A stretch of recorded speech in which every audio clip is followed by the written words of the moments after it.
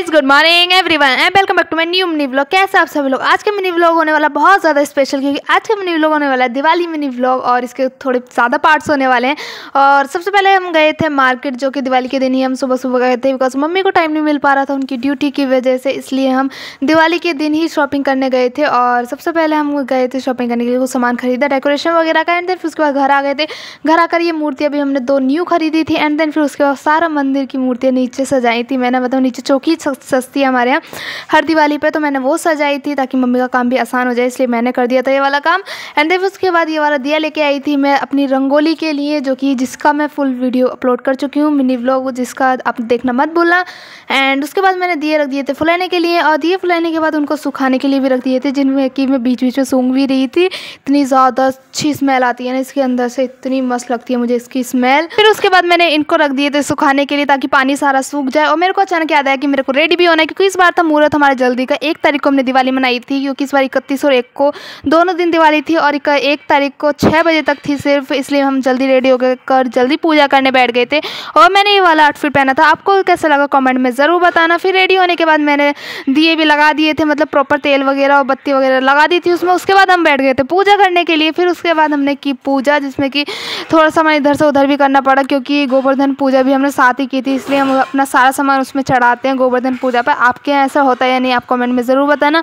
उसके बाद हमने पूरी पूजा कर ली थी, और इतना सुंदर मंदिर लग रहा था पूजा करने के बाद, क्या बताऊँ मैं। और उसके बाद फिर मैंने अपने बाहर जाके देखा तो हमारे दिन में घर कुछ ऐसा लग रहा था। मैंने डेकोरेट किया था, ये सारा सामान मैं मार्केट से लेके आई थी, जो सुबह सुबह मार्केट गई थी। और रात में कुछ ऐसा लग रहा था, आप कमेंट में ज़रूर बताना। लाइटें और सारी मम्मी ने लगाई थी, और बाकी झालर वगैरह से डेकोरेशन का काम मेरा था।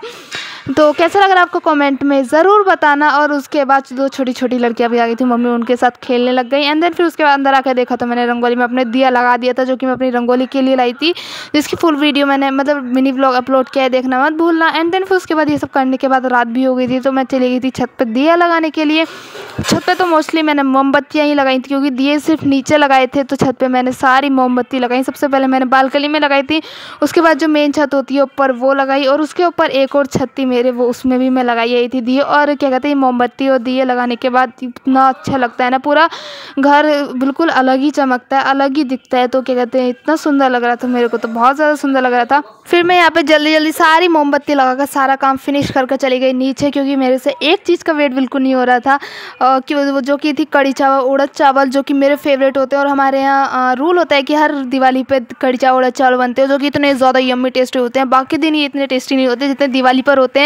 एंड देन फिर उसके बाद ये सब खा पी कर मज़े लेकर हम चले गए बाहर थोड़ी देर, क्योंकि पटाखे वगैरह भी तो फोड़ने ज़रूरी है, जो कि हमारा फेवरेट काम होता है, और जिसके लिए हमें हमेशा इंतज़ार होता है। इसके लिए हम जल्दी जल्दी दिए लगाते हैं, जल्दी जल्दी खाना खाते हैं, वो है एक पटाखे फोड़ना। तो हमने पटाखे फोड़े ढेर सारे, वो मैंने फुलझड़ी जलाई थी सबसे ज़्यादा, और अनार और चरखी, जिसमें कि अनार में मैं जल भी गई थी, और बीड़ी बम से मैं जल गई थी। एक साथ 5 जला रही थी, और वो धोखे से एक मेरे हाथ में फूट गया, जिस वजह से मैं जल गई थी। तो सावधानी ज़रूर बरतें, एक साथ ज़्यादा से ज़्यादा पटाखे ना फोड़ें, एक ही पटाखा एक ही बार में फोड़ें तो आपके लिए अच्छा है। एंड देन फिर उसके बाद मैंने अनार जलाया, चरखी जलाई। फिर मेरे भाई ने भी जलाए थे बहुत सारे अनार और चरखी, तो वो उसने हाथ में लेके फेंक रहा था, वो पता नहीं कैसे जला रहा था, मुझे तो नहीं पता।